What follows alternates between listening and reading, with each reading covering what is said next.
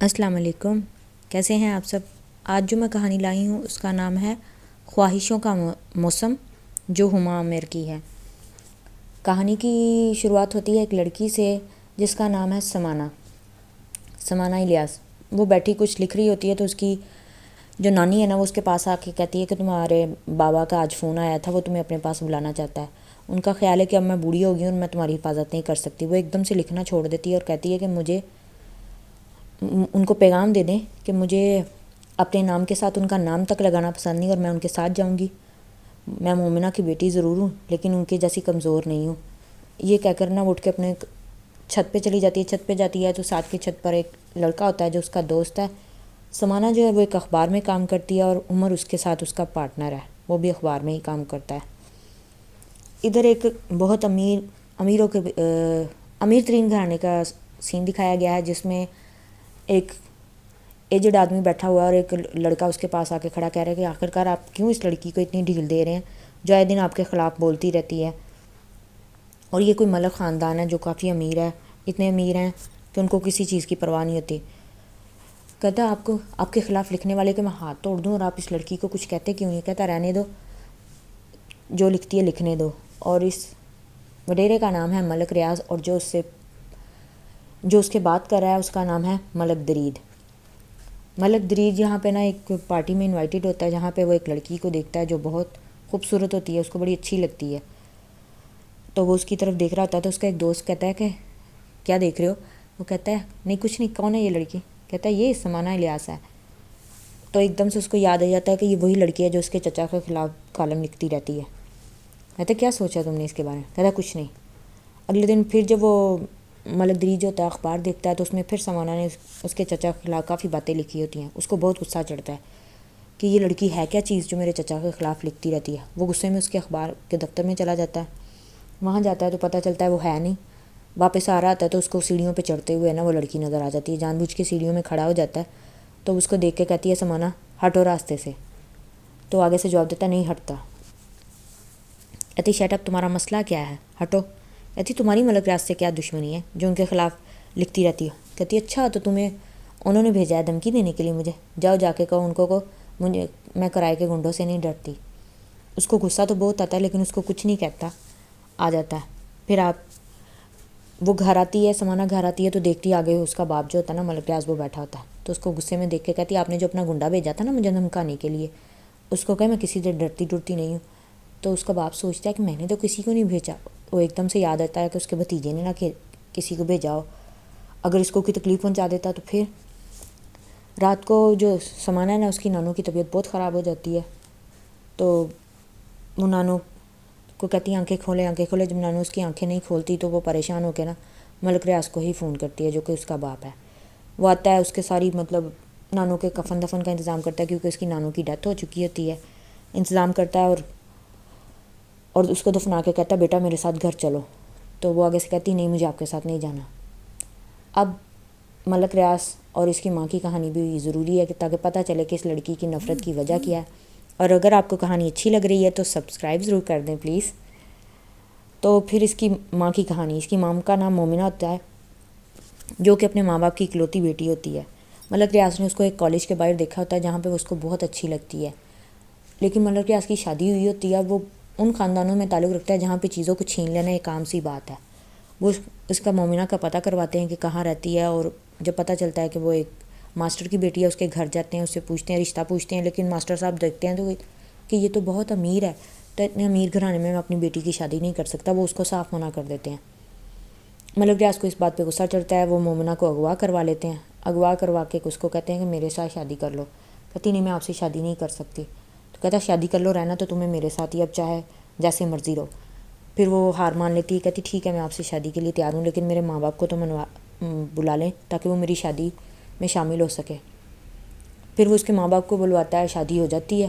وہ اس کے ساتھ ہی رہتی ہے، شہر میں رہتی ہے۔ وہ اس کا بہت دیکھ بھال کرتا ہے، اس کو بہت محبت دیتا ہے، لیکن وہ ایک دم سے دل سے مر گئی ہوتی ہے۔ اس کو اچھا نہیں لگتا ہے میرے ساتھ اس نے زبردستی شادی کی ہے۔ جب وہ اس کے گھر میں اولاد پیدا ہونے والی ہوتی ہے تو ملک ریاض تو بہت خوش ہوتا ہے کہ میرے گھر میں اولاد آ رہی ہے، حالانکہ وہ پہلے بھی باپ ہوتا ہے، اس کا ایک بیٹا ہوتا ہے، لیکن وہ اس بیوی کو زیادہ پیار کرتا ہوتا ہے، اسی لیے اس کو مومنہ سے پیدا ہونے والی اولاد سے زیادہ محبت ہوتی ہے. لیکن جیسے ہی اس کے گھر میں بیٹی پیدا ہوتی ہے، اس کی بیوی جو ہوتی ہے نا مومنہ، اس کی ڈیتھ ہو جاتی ہے. اس کی ڈیتھ کے بعد ملک ریاض جو ہوتا ہے نا وہ خود بھی بے ہوش ہو جاتا ہے. اس کا 3 دن تک بے ہوش رہتا ہے. تو اس دوران بچی کی حفاظت جو ہے نا مطلب اس کی نانی کرتی ہے، نانی اور نانا کرتے ہیں. تو جب اس کو ہوش آتا ہے وہ لینے آتا اپنی بچی، تو اس کی نانی کہتی ہے تم نے ہماری بیٹی ہم سے چھین لی، اب ہمیں نواسی دے دو سنبھالنے کے لیے، بڑی ہوگی اگر اس کا فیصلہ ہوگا تمہارے ساتھ جانے کا تو لے جانا.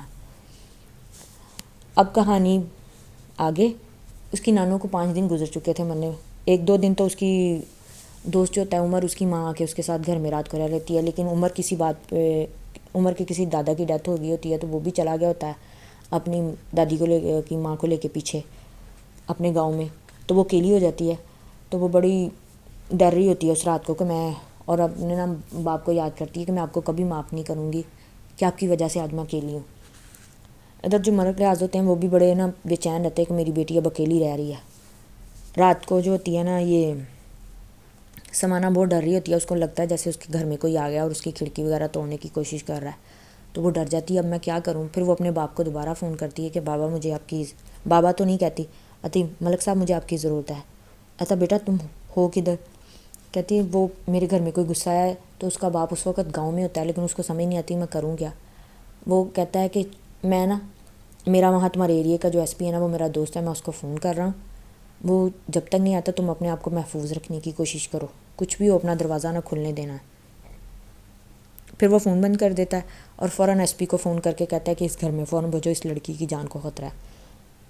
تو ادھر جو ہوتے ہیں نا جو لڑکے ہوتے ہیں، یہ وہ لڑکے ہوتے ہیں کبھی سمانہ نے ان میں سے کسی ایک کو تھپڑ مارا ہوتا ہے تو وہ بدلہ لینے کے لیے آئے ہوتے ہیں، کیونکہ ان کو پتہ چل گیا ہوتا ہے کہ اس کی دادی نانی کی اب ڈیتھ ہو چکی ہے اور اب یہ اکیلی رہتی ہے. تو وہ رو رہی ہوتی ہے، اس کو سمجھ نہیں آتی میرا دروازہ ٹوٹ گیا تو میں کیا کروں گی. وہ اپنے دروازے کے آگے اپنی ڈریسنگ کھینچ کے لگا دیتی ہے تاکہ دروازہ نہ کھلے، لیکن وہ باہر سے اس کی جو کھڑکی ہے نا اس کو توڑنا شروع کر دیتے ہیں. اور یہ دیکھ کے وہ خوف سے بھی ہوش ہو جاتی ہے. اور جب اس کو ہوش میں آتا ہے تو ہاسپٹل میں ہوتی ہے. تو ہاسپٹل میں ہوتی ہے کہ اتنے میں پولیس آ جاتی ہے. پولیس اس کو بچا لیتی ہے، لے جاتی ہے. ایس پی جو ہوتا ہے اس کو لے جاتے ہیں. ملک ریاض جو ہوتے ہیں نا وہ بھی ہاسپٹل میں آتے ہیں، اپنی بیٹی کو دیکھتے ہیں اور بعد میں کہتے ہیں وہ گنڈے کون تھے. کہتے پتہ نہیں کون تھے، گلی کے گنڈے تھے، بس ان کو پکڑ لیا ہم نے، کیا کریں. تو ان کو ایسا لمبا پھنساؤ کہ میری بیٹی کی طرف دیکھنے والوں کہتے وہ آپ کی بیٹی ہے تو ایسے کیوں رہ رہی تھی. کہتے بس بہت لمبی کہانی ہے، بس میری بیٹی کی عزت بچ گئی، مجھے اور کچھ نہیں چاہیے. لیکن وہ لوگ باہر نہیں آنے چاہیے. پھر جو ہوتے ہیں نا ملک اس کو کہتے ہیں کہ اب تو تمہیں واپس جانا چاہیے نا. کہتی اب تم اکیلی نہیں رہ سکتی، دیکھ لیا نا تم نے. پھر وہ آ جاتی ہے ان کے ساتھ گاؤں میں، اور گاؤں میں آ کے نا اس کو سارے بہت اچھی طرح ویلکم کرتے ہیں. اس کی ایک تائی ہوتی ہے وہ بڑے اچھے طریقے سے بات کرتی ہے. اس کی جو سوتیلی ماں ہوتی ہے وہ بھی اس سے اچھا سلوک کرتی ہے، لیکن وہ چپ چپ ہی رہتی ہے، خوش نہیں ہوتی. اس طرح سے اس کو رہتے ہوئے کوئی ہفتہ 1.5 ہفتہ ہو گیا ہوتا ہے. اس کی تائی کا بیٹا وہی ہے ملک درید جو اس کو سٹارٹنگ میں ملا ہوتا ہے. تو وہ ملک درید اس دوران جب یہ آئی ہوتی ہے وہ باہر ہوتا ہے. جب وہ آتا ہے تو اس کو سیڑھیوں پہ بیٹھے ہوئے اپنے گھر کے دیکھ کے حیران ہو جاتا ہے. کہتا ہے یہ تو مجھے وہاں پہ بھی نظر آتی، رکھتا ہے میرے دماغ میں زیادہ سوار ہوئی ہے. وہ اندر آتا ہے کہتا ہے، کہتی ہے اس کی جب ماں بتاتی ہے نا کہ تمہارے تایا کی بیٹی آئی ہوئی ہے، تو چلو ہوگی کوئی، وہ اتنا دھیان نہیں دیتا. لیکن پھر اس کو اگلے دن جب اپنے سیڑھیوں پہ بیٹھا ہوا دیکھتا ہے سمانہ کو تو وہ حیران ہوتا ہے یہ یہاں کیا کر رہی ہے، یہ اب ہر بار میرا وہم تو نہیں. وہ اس کے پاس جاتا ہے، اس کو باقاعدہ ہاتھ لگا کے دیکھتا ہے کہ یہ سچ میں ہے. تو وہ جا کے پوچھتا ہے اپنی ماں سے، پوچھتا ہے یہ کون ہے. کہتے یہ تو تمہارے تایا کی بیٹی ہے. تو وہ بہت حیران ہوتا ہے کہ یہ میرے تایا کی بیٹی تھی، اس لیے تایا جان نے کبھی اس کو کچھ کہا نہیں تھا. چپ ہو جاتا ہے کیونکہ وہ اس کو پسند کرتا ہوتا ہے. بعد میں وہ ایسے ہی رہتی ہے تو وہ جو اس کی تائی ہوتی ہے نا اس کو کہتی بیٹا کہیں گھوم پھر ہی آؤ گاؤں میں، پھر تمہیں اچھا لگے گا. تو وہ اپنے ایک ملازم کے ساتھ نا اکیلی گاؤں میں نا سیر کے لیے نکل جاتی ہے. جب سیر سے واپس آ رہی ہوتے ہیں تو بارش ہونی شروع ہو جاتی ہے. تو وہاں بارش میں وہ پھنس جاتے ہیں اور گاڑی آگے چلتی بھی نہیں ہے. تو نہ ان کے فون کے نیٹ ورک کام کرتے ہیں. تو نوکر بھی پریشان ہو جاتا ہے، کہتا ہے بی بی جی میں کیا کروں. کہتی ہے کہ ہم یہاں سے گھر واپس کیسے جا سکتے ہیں. کہتے وہ یہاں پہ پاس ہی ملک درید کا ڈیرا ہے، آپ وہاں پہ چلی جائیں، وہ آپ کو گھر لے جائیں گے بحفاظت. اور اتنے میں وہ اس کے پیچھے اتر کے چلے آ رہی ہو. کہتا بی بی جی آپ گاڑی میں بیٹھیں، لیکن وہ اس کی بات نہیں مانتی، پیچھے چل کے آ رہی ہوتی ہے. تو اس کے پاؤں میں موچ آ جاتی ہے جس سے وہ نیچے گر جاتی ہے. تو جو اس کا نوکر ہوتا ہے وہ جاتا ہے اس کے پاس، ملک درید کے پاس، اس کو کہتا ہے کہ وہ بی بی جی میرے ساتھ ہیں. تو ملک درید اس وقت اپنے ڈیرے پہ اپنے دوستوں کے ساتھ ہوتا ہے، لیکن وہ اس کے لیے بھاگا آتا ہے. اس کو کہتا ہے تم ایسے کیوں نکلی ہو. کہتی مجھے نہیں پتا تھا موسم خراب ہو جائے گا. پھر وہ اس کو سہارا دے کے لاتا ہے. 2 دن تک اس کا کافی خیال رکھتا ہے اور اس کی ڈاکٹر کو بھی چیک کرواتا ہے کیونکہ وہ واپس جانے کی کنڈیشن میں ہوتی ہی نہیں. ساتھ میں اس کے ڈیرے پہ کوئی عورت بھی ہوتی بوڑھی جو اس کا دھیان رکھتی ہے. جب 2 دن بعد ٹھیک ہو جاتی ہے تو اس کو کہتا ہے اب لگتا ہے ہمیں گھر جانا چاہیے. گھر والے پریشان ہوں کیونکہ وہ گھر اس نے بتا دیا ہوتا ہے کہ اس کی طبیعت ٹھیک نہیں ہے اس لیے میں اس کو لے کے آؤں. جب گھر جاتے ہیں سارے اس کے بڑی نظر اتارتے ہیں یہ وہ, تو وہ بڑی حیران ہوتی ہے کہ یہ سارے مجھ سے بہت پیار کرتے ہیں. اور اس کو یہ بھی سمجھ آتی ہے کہ ملک درید بھی مجھے پسند کرتا ہے, لیکن وہ اس کو اگنور کرتی ہے, اس سے شادی نہیں کرنا چاہتی ہے. تو اس کو اپنے باپ کے ہر رشتے سے اتنی خاص پیار تو ہوتا نہیں ہے, اس لیے دور دور ہی رہتی ہے. ایک دن بیٹھی ہوتی ہے تو اس کو اس کے بابا جو ہوتے ہیں نا, اس کے بابا شہر کسی کام سے گئے ہوتے ہیں, ملک ریاض جو ہوتے ہیں, تو اس کو نا ایک دم سے فون آتا ہے کہ اس کے بابا کا نا ہارٹ اٹیک ہوا. وہ اتنی پریشان ہو جاتی ہے, اس کو تب احساس ہوتا ہے کہ میں اپنے باپ سے پیار کرتی ہوں, میں تو بس ایسے ہی اپنے باپ سے نفرت کر رہی تھی. وہ بہت روتی ہے. اس کی تائی اور اس کی ماں جو ہوتی ہے نا سوتیلی, وہ اس کو بڑا سمجھاتے ہیں کوئی بات نہیں بیٹی ہو جائے گا ٹھیک. پھر وہ ان کے ساتھ جب ان کو ہاسپٹل میں دیکھنے جاتی ہے تو وہ بڑے دیکھتے ہیں کہ وہ بچ تو جاتا ہے لیکن اس کی طبیعت ڈاکٹر کہتے ہیں کہ اب یہ ٹینشن سے دور ہی رہے تو اچھا ہے. جاتے ہیں وہاں پہ ملک درید جو ہوتا ہے نا وہ ان کو کہتا ہے چچا چچی آپ آ گئے ہیں بس ٹھیک ہے. یہاں پہ پھر ان کو بٹھا کے نا وہ سمانہ کو کہتا ہے آؤ میری بات سنو.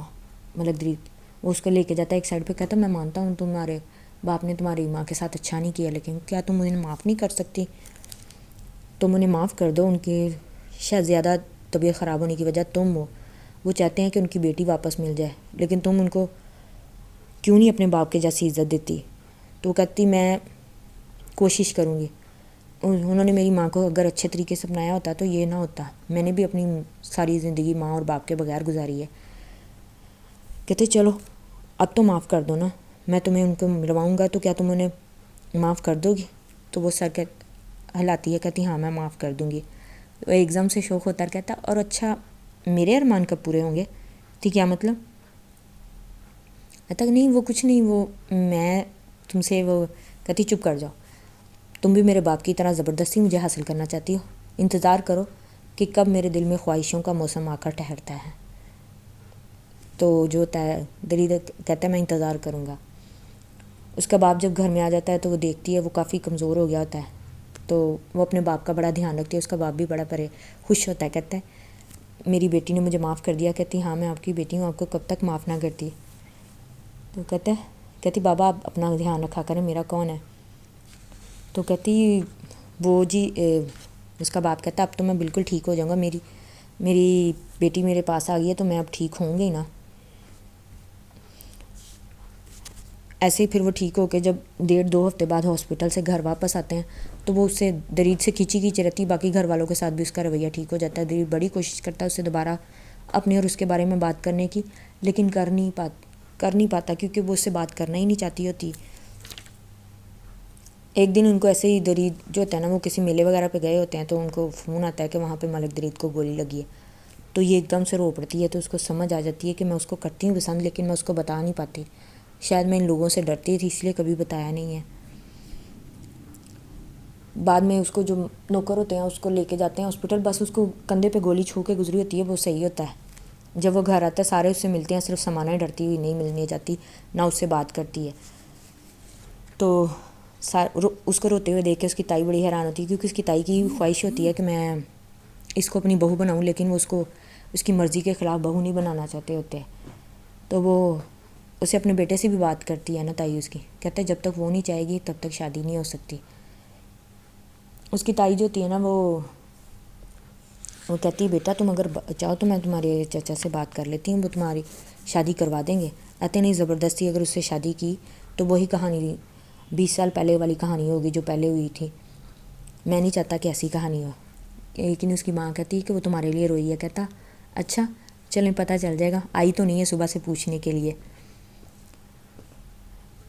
بعد میں سمانہ بیٹھی سوچ رہی تھی کہ میں کیوں اس کے لیے رو رہی ہوں, کیا مجھے سچ میں اس کی پرواہ ہے یا میں اس کو سچ میں پسند کرتی ہوں.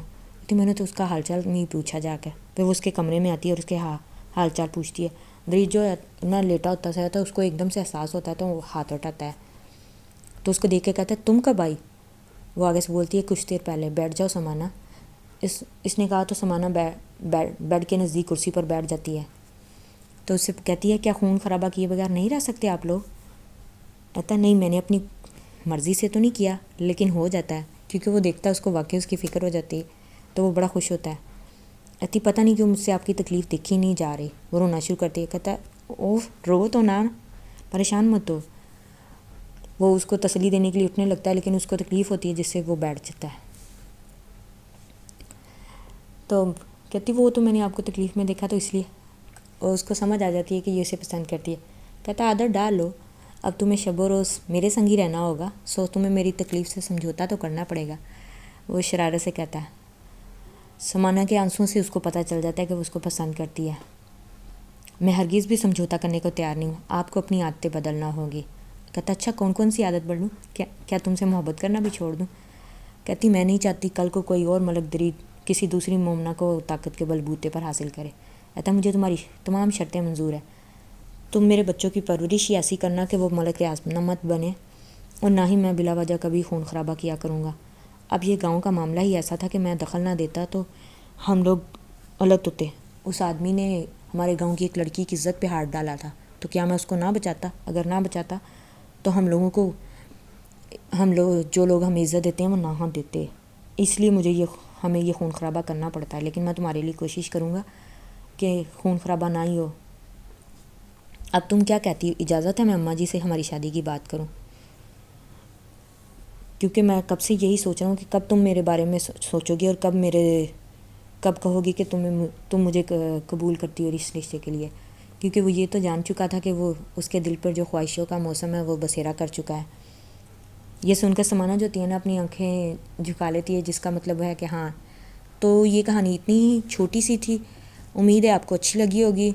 اب ہمارا نیکسٹ پروجیکٹ کیا ہے؟ وہ حالم ہے۔ حالم بہت لانگ ہے، اس لیے میں اس کو ذرا ڈیلے کر رہی تھی، لیکن امید ہے کہ وہ بھی آپ کو اچھا لگے گا۔ اگر آپ کو کہانی اچھی لگے تو like, subscribe and share my channel. Take care, اللہ حافظ۔